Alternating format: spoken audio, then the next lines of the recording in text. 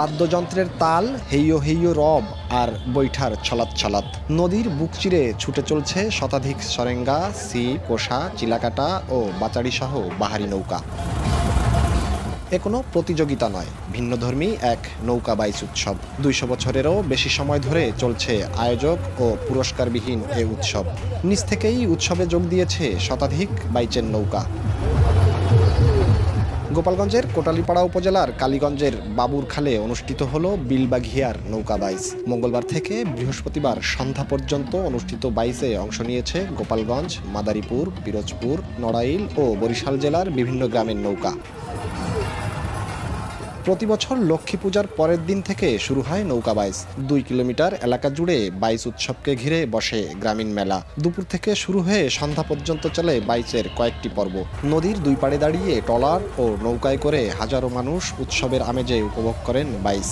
এইটা হলো যুগ যুগ ধরে হয়ে আসতেছে, এই কারণে মনে করেন পুরস্কার ছাড়াই এই বাইচটা মেলতেছে। পূর্বপুরুষ থেকে এই নৌকা বাইচ, এই আনন্দ উৎসব আমরা এটা করি। বিশাল সমাগম হয়েছে, যে হাজার হাজার মানুষের ঢল এই নৌকা বাইচ উপলক্ষে। এটা আমাদের সেই পূর্বপুরুষ থেকেই আয়োজিত হয়। এই নৌকাগুলো প্রতি বছরের ন্যায় এখানে নিজ ইচ্ছায় এবং নিজ উদ্যোগে আসে। বিনামূল্যে, অর্থাৎ কোনো পুরস্কার নেই। এখানে শুধু আনন্দ দেওয়া এবং উপভোগ করা এবং বাংলাদেশের বাঙালির ঐতিহ্য ধরে রাখার জন্য আসলে মূলত আমরা এই নৌকা বাইচে অংশগ্রহণ করে থাকি। মানে নৌকা বাইচ শুনছি লক্ষ্মী পুজো উপলক্ষে এই জন্য আসছি। অনেক মজা হয়। আমি নৌকা বাইচ দেখতে আসছি আমার ঠাকুমার সাথে। এখানে নৌকা বাইচ দেখতে আসছি আমার পিসির সাথে, আমার বোনের সাথে। এই আনন্দ উপভোগ করার জন্য এখানে আসছি। তবে আসলে এই আনন্দ যেমন মনে করছিলাম ঠিক সেরকম আনন্দ পেয়েছি। আর এটার কোনো আয়োজক বা কোনো কমিটি মিলায় না, এটা যুগ যুগ ধরে মিলে আসতেছে।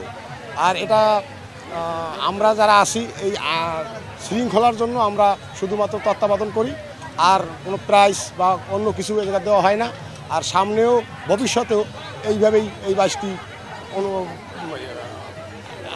অনুষ্ঠিত হবে। জনশ্রুতি আছে ২০০ বছর আগে থেকেই লক্ষ্মী পূজার সময় এলাকার মানুষ নৌকাযোগে জমিদার শিবরাম চৌধুরীর বাড়িতে যেতেন।